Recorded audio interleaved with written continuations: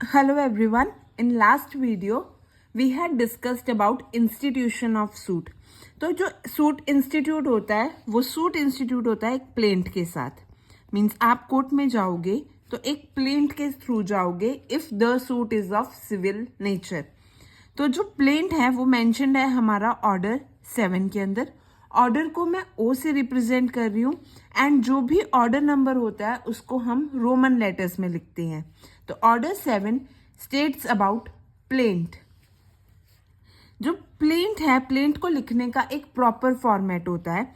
सबसे पहले हमें कोर्ट के बारे में लिखना होता है. जो हमारा टाइटल होगा स्टार्टिंग ऑफ द पेज, वहां पे हम कोर्ट का नाम लिखेंगे, कौन से जज के सामने प्रेजेंट कर रहे हैं उस चीज के बारे में लिखेंगे.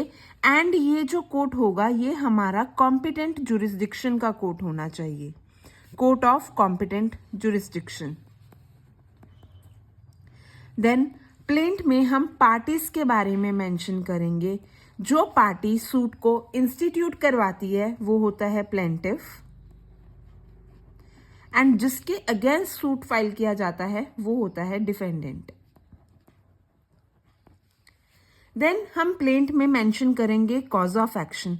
कॉज ऑफ एक्शन को हमने लास्ट वीडियो में डिटेल में कवर किया था. कॉज ऑफ एक्शन मेंशन करने के बाद we will be mentioning matter in issue.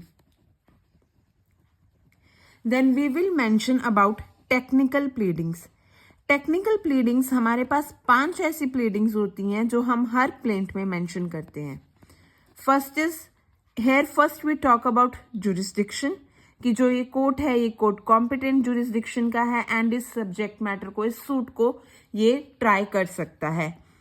Second we will mention about limitation period कि ये जो सूट हमने फाइल किया है this is within the limitation period. ये कोई भी लिमिटेशन एक्ट के थ्रू बार नहीं है और इस सूट को हम इंस्टीट्यूट करवा सकते हैं. Third we will be mentioning about res sub judice and res judicata. Fourth we will be mentioning about the valuation of the suit कि हमने ये जो सूट है ये प्रॉपरली वैल्यूड है एंड इसकी अमाउंट इतनी है एंड ये जो कोर्ट है ये ट्राई कर सकता है इतनी वैल्यू का suit. Then lastly we will be mentioning about documents. After technical pleadings हम प्लेंट में मेंशन करेंगे prayer, then verification and last affidavit. These are the contents of a pleading. Starting with the first point, jurisdiction. Jurisdiction 3 type की होती है. First is subject matter jurisdiction. Second is territorial jurisdiction and third is pecuniary jurisdiction. जो jurisdiction होगा ये parties court को बताएंगी that whether court is competent in jurisdiction और not. अगर ये पॉइंट नहीं रेज किया गया है बाय डिफेंडेंट तो क्या होगा कि जो कोर्ट होगा वो इस सूट को डिसाइड कर देगा. सब्जेक्ट मैटर जुरिस्डिक्शन क्या होता है, that is related to the subject of the suit. Means किस चीज के लिए सूट फाइल किया है, for family court, juvenile court, क्योंकि कुछ कोर्ट्स होते हैं जो स्पेशल कोर्ट्स भी होते हैं तो वो प्रॉपर सब्जेक्ट को रिलेटेड बस एक सिंगल सब्जेक्ट के लिए वो एक सूट को ट्राई कर सकते हैं. एंड ये जो सब्जेक्ट मैटर जुरिस्डिक्शन है it is not defined in CPC. कहीं पे भी इसकी मेंशनिंग नहीं है.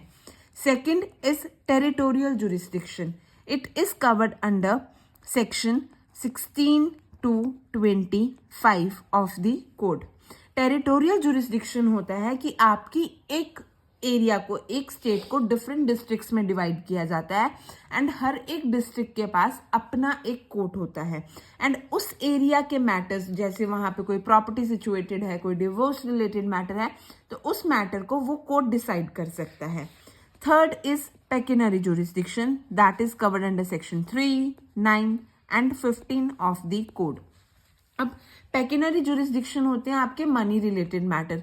हर एक कोर्ट के पास अपनी एक सर्टेन अमाउंट होती है जो जिसके बियॉन्ड वो सूट फाइल नहीं, सूट को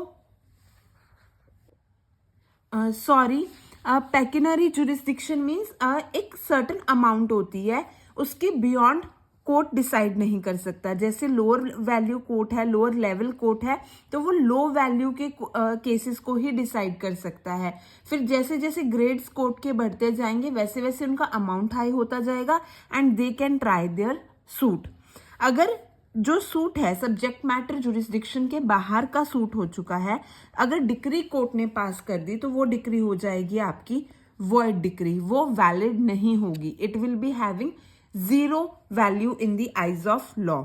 देन अगर टेरिटोरियल या पेक्यूनरी जुरिस्डिक्शन के बाहर कोई भी कोर्ट डिसाइड करता है, then that decree will be illegal और इरेगुलर डिक्री। तो within jurisdiction, within the limit of jurisdiction आपको एक केस फाइल करना जरूरी है।